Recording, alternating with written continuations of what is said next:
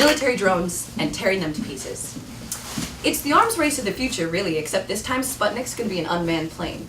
And if the vessel is unmanned, doesn't that make the killing automatically inhumane? It's odd to me to think that when I'm voting with my dollar, I demand better treatment of the chicken for my dinner than our military seems to see fit for the people on the ground in places like Iraq and Yemen, Afghanistan, or Pakistan.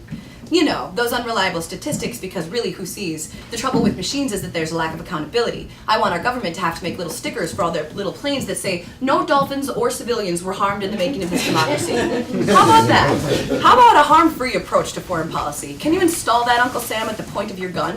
Of course not. It's an oxymoron. American the humanitarian on a mission and it's called an invasion. Look up in the sky, it's a bird, it's a plane. Because this sure ain't Superman. It's a U.S. military drone and it's loaded, so go ahead and run, because it sees you too, but not with eyes, with orders.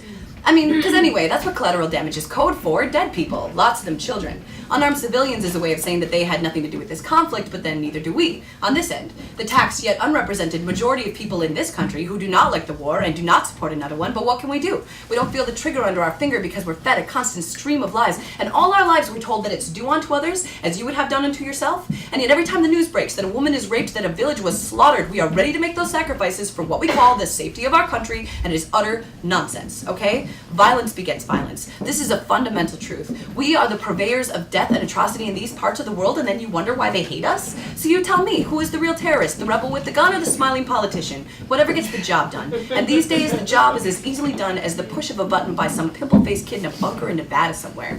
Did you know that the controls for these drones are compatible with the PlayStation? This is not a coincidence. They are spoon-feeding this to your kids. So I suggest you get acquainted, because drones are the future of warfare that already is.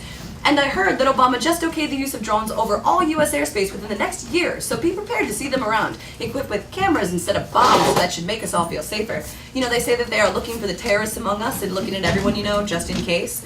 Even though the only cases it seems that our government team can solve these days are the ones they cooked up in the first place. But hey, they gotta spend that budget some way, don't they? And did you know that it takes a whopping, jaw-dropping 300 people to fully operate one of these things for just one day? One of these $28 million planes? Oh yes, sir, it's a booming industry. You remember that bumper sticker about how great it'd be if schools had all the funding that they needed and the army had to hold a bake sale? People, this is what your government is busy buying. This is where your tax dollars go. So when they tell you they've got to cut some spending, you just tell them, land some drones, man. Just land drones, okay? And call me a sentimental hippie like that, but I believe in the power of the people to fight back, because we can't just let this technology run wild or go rogue or come crashing home on us, man. We must realize and regulate. We got to study up and educate people before this whole thing gets out of control, with evidence to suggest that we are already at the threshold. So why don't you let your president, let your Congress members know what you think about these wars and what you think about these drones. Tell them, we don't need any more killing machines, all right? We got better ways to spend that money back home. Why don't you leave those kids in Pakistan alone? It's time to end the wars and land the drones. Yeah.